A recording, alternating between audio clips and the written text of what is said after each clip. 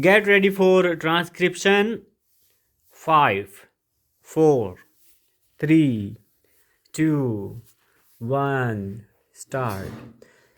I am very happy to be present here today for opening the new building of your university. All that you have said about this new university, which is only 6 years old, is commendable in many respects. Although you have not had adequate equipment and the necessary wherewithal in the beginning, these serious shortcomings did not bother you. In right earnest, you started the work. One might feel sorry, but I am sure no one will feel surprised to know that in the seventh year, this university does not possess departments in subjects like Sanskrit and English on the side of arts and physics, chemistry, anthropology, and geology on the side of science. I need not say much about the importance of Sanskrit language, which, besides having its own vast treasure of knowledge, is verily the mother of the present day Indian languages of the North. The study of English language and literature is also essential for a university student, for it is a language which many in our country have been cultivating for the last 200 years and which is recognized as a medium of international expression by virtue of its being the language of a number of countries. Equally important is the study of chemistry and physics, which are in a way the basic sciences which go to form the foundations of all technical and scientific knowledge.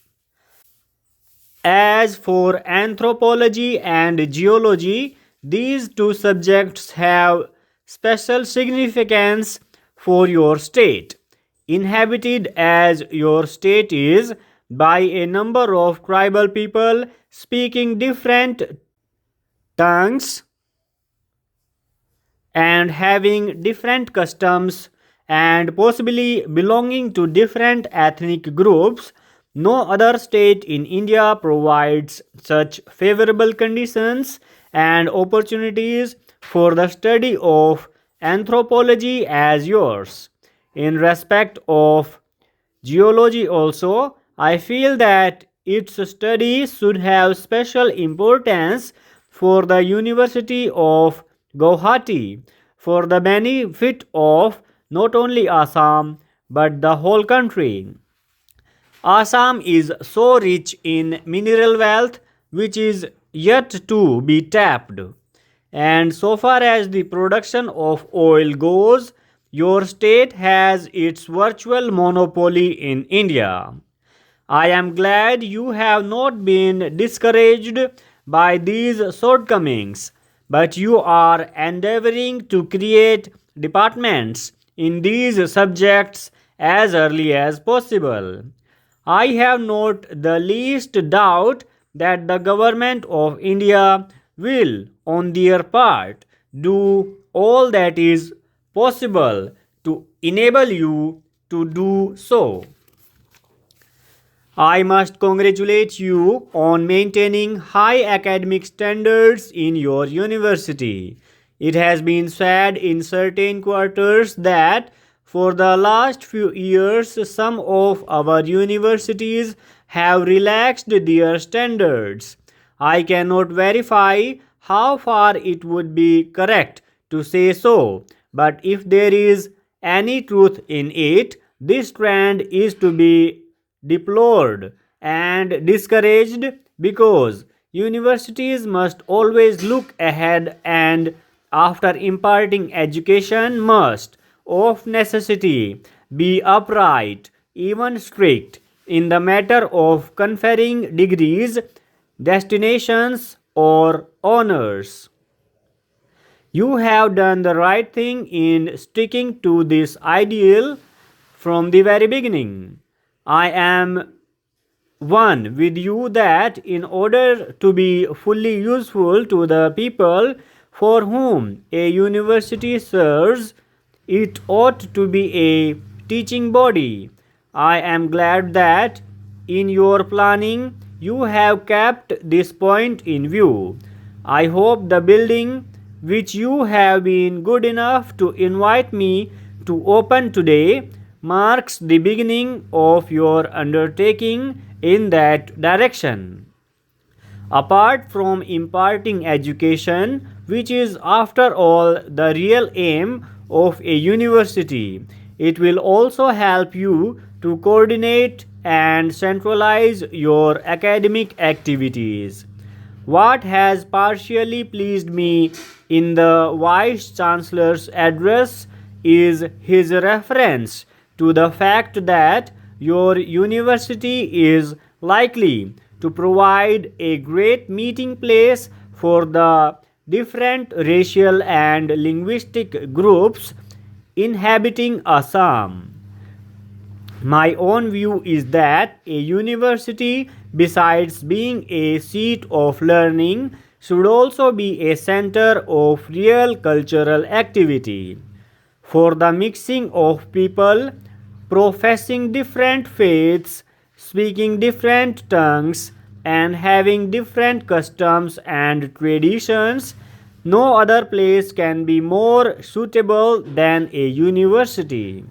This is because a university is singularly free from any kind of bias and the din and turmoil of politics. It provides an ideal atmosphere for all people to come close together and understand each other.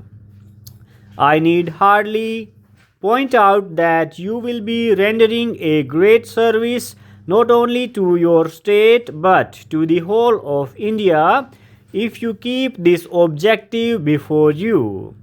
You will have rendered a great service to the nation if, by sticking to your resolve, you succeed in bringing all these groups together by providing them equal opportunities, thereby promoting mutual understanding and the good of all.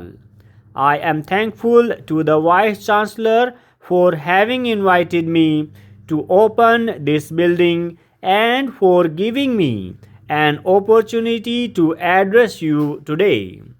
I wish your university a bright future and hope it will succeed in tiding over the difficulties and will be counted as one of India's great seats of learning and education.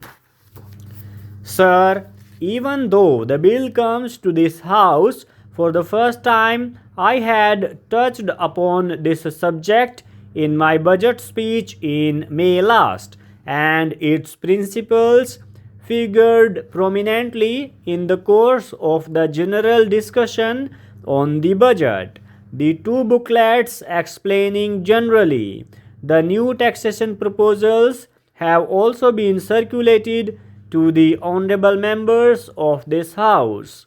The House will therefore agree with me that it is necessary to cover the same ground in detail again in my introductory speech, especially as the various provisions will come up for detailed consideration later on. I will confine myself only to the changes that have been made in the original provisions of the bill in the course of its passage in the other house. At the outset, I should say that the broad principles of a tax on wealth have received warm support not only in the other house but also from a large section of the public, though there was criticism over some particular provision also.